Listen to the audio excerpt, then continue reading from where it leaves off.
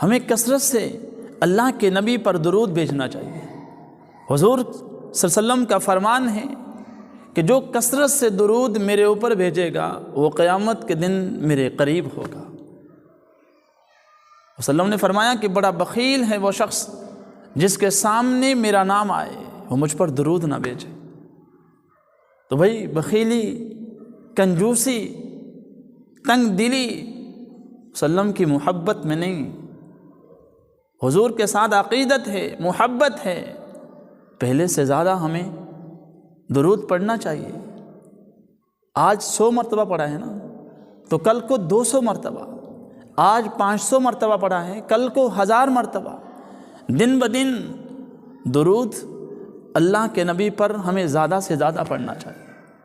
درود والی عبادت ایسی عبادت ہے جس میں دکھلاوا نہیں ہے، جس میں ریاکاری نہیں ہے، جس میں صرف مقبولیت ہی مقبولیت ہے۔ درود پڑھتے جاؤ اور مقبولیت کے درجے پر چڑھتے جاؤ۔ ان اللہ و ملائکتہ یصلون علی النبی یا ایھا الذین آمنوا صلوا علیہ وسلموا تسلیما۔ درود والی عبادت ایسی عبادت ہے جس میں اللہ بھی ہمارے ساتھ شریک ہوتے ہیں۔ اللہ کے فرشتے، نورانی فرشتے بھی درود پڑھتے ہیں۔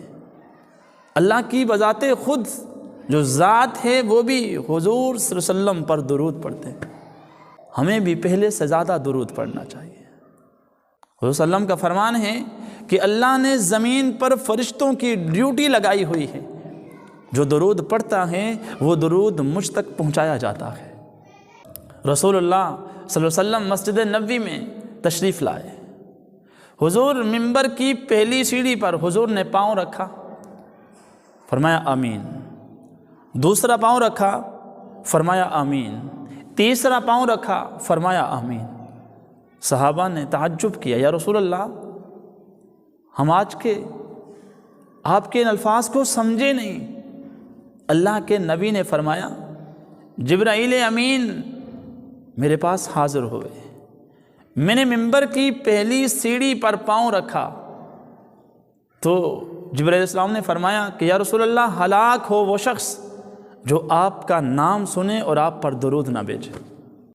میں نے دوسری سیڑھی پہ پاؤں رکھا تو جبرائیل علیہ السلام نے فرمایا ہلاک ہو وہ شخص جو اپنے والدین کو، دونوں کو یا ایک کو پائے اور وہ اپنے والدین کی خدمت نہ کر سکے۔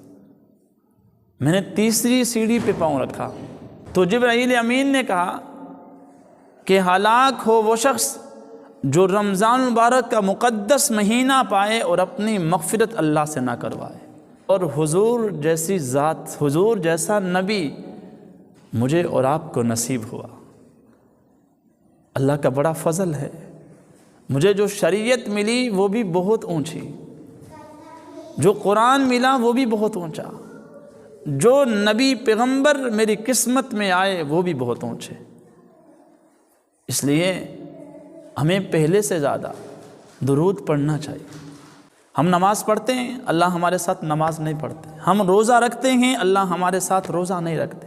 ہم حج کرتے ہیں، اللہ ہمارے ساتھ حج نہیں کرتے۔ ہم زکوٰۃ دیتے ہیں، اللہ ہمارے ساتھ زکوٰۃ نہیں دیتے۔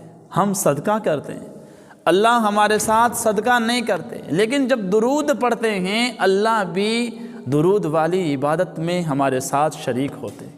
ایک نسبت تو ہے جو میرے اور آپ کے پاس ہے۔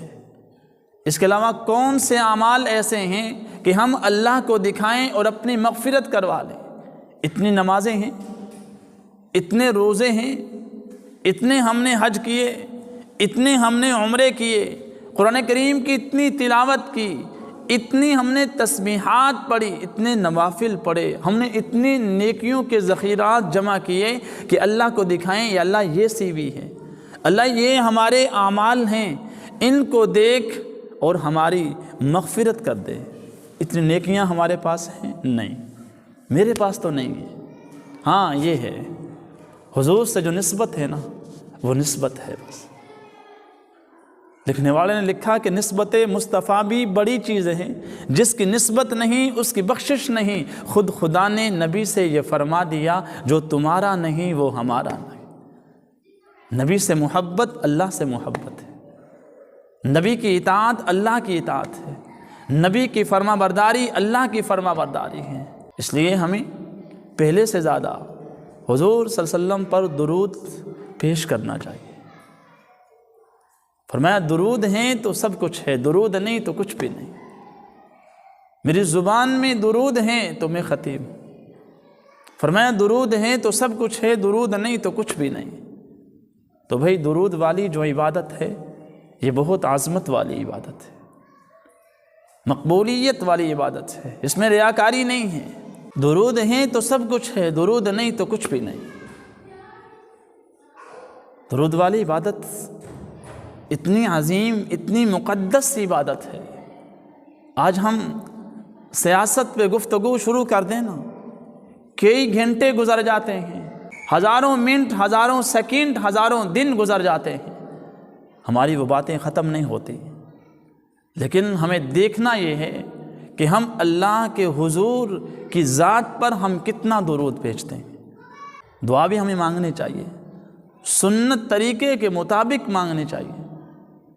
دعا کا جو سنت طریقہ ہے وہ یہ ہے کہ سب سے پہلے اللہ تعالیٰ کی حمد و ثنا کی جائے، اللہ تعالیٰ کی تعریف کی جائے۔ بسم اللہ الرحمن الرحیم، الحمدللہ رب العالمین، یا ربی لک الحمد کما ینبغی لجلال وجہک وعظیم سلطانک۔ آپ کوئی بھی الفاظ استعمال کر سکتے ہیں، آپ عربی میں کچھ بھی پڑھ سکتے ہیں۔ اللہ تعالیٰ کی حمد و ثنا میں، اللہ کی تعریف میں اللہ کی تعریف کی جائے۔ اس کے بعد رسول اللہ صلی اللہ علیہ وسلم کی ذات پر درود بھیجا جائے، اور اس کے بعد حاجات، اللہ سے اپنی حجا، اور اس کے بعد حاجات، اللہ سے اپنی حاجات طلب کی جائے، اللہ سے رو رو کر مانگا جائے، اپنے لیے دعائیں مانگی جائیں، اپنے دوست احباب، اہل و عیال، والدین کے لیے دعائیں مانگی جائیں، اپنے وطن عزیز کے لیے دعائیں مانگی جائیں۔ پوری دنیا میں جہاں کہیں بھی پریشان لوگ ہیں ان کے لیے دعائیں مانگی جائیں۔ جو آپ کے اہل و عیال میں تھے دنیا سے چلے گئے ہیں، مرحومین کے لیے، ان کے درجات کو بلند کرنے کے لیے دعائیں مانگی جائیں، اور آخر میں پھر درود اللہ کے حضور پیش کیا جائے۔ درود ہے تو سب کچھ ہے۔ درود پڑھنے سے دعاؤں کی مقبولیت میں اضافہ ہوتا ہے۔ اس لیے بھئی ہمیں کثرت سے درود پڑھنا چاہیے، روزانہ کی بنا پر درود پڑھنا چاہیے۔ ہمارا معمول ہو کہ ہم درود پڑھیں۔ اللہ تعالیٰ مجھے اور آپ کو وسلم کی ذات پر درود بھیجنے والی دولت نصیب فرمائے۔ یہی دولت ہے جو کل کو کام آئے گی، یہی درود ہے جس کے ذریعے سے مجھے اور آپ کو حوض کوثر نصیب ہوگا، یہی درود والی دولت ہے جس میں وسلم کا قرب نصیب ہوگا۔ اللہ مجھے اور آپ کو عمل کی توفیق عطا فرمائے۔